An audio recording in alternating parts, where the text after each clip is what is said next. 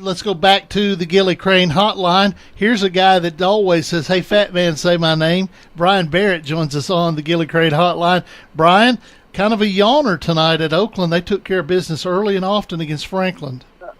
Yeah, it was just really a show by the Oakland Patriots tonight.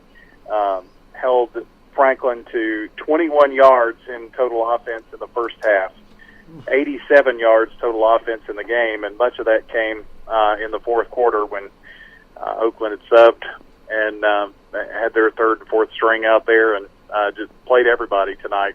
It was quite the dominating performance. It appears that Oakland, of course, most of the Rutherford County teams were off this week and for fall break, and Oakland had their break earlier in the year. So, Coach Creasy, he had a real business-like attitude when we talked to him about it last week, and it sounds like that the distraction of being out of school didn't bother the Patriots tonight.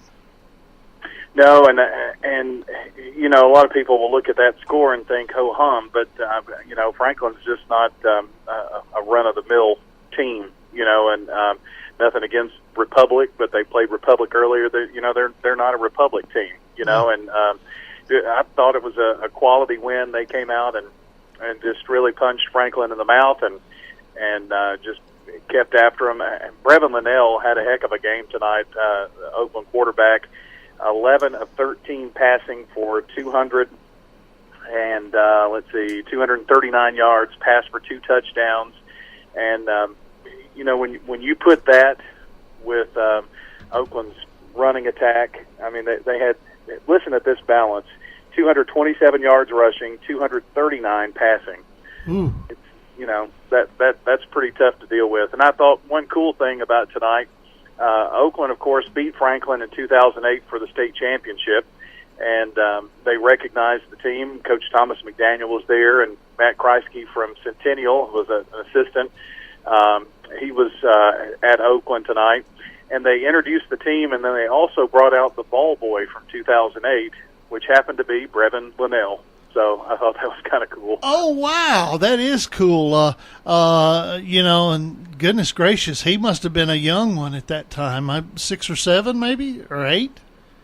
Well, if he's 17, he would have been 7. Yeah, that would have been 10 years ago. So he's 17, 18, somewhere in that neck of the woods. So I thought that was pretty special. And in a town this big, to have a kid who's grown up in the program, his dad's, of course, an assistant coach there, but to be able to grow up through a program and always wanting to be an Oakland Patriot, and then getting that chance last year to split time at quarterback, and this is his team this year. I thought that was a pretty special moment, and he had a special night to go along with it. This is coming back out of the break. It's crunch time. Everybody's got region games to finish out the year, and there's some great matchups still on the docket left. What will you guys cover next week? Well, we're doing the Battle for Memorial Boulevard next week back at Oakland as Siegel goes to Oakland.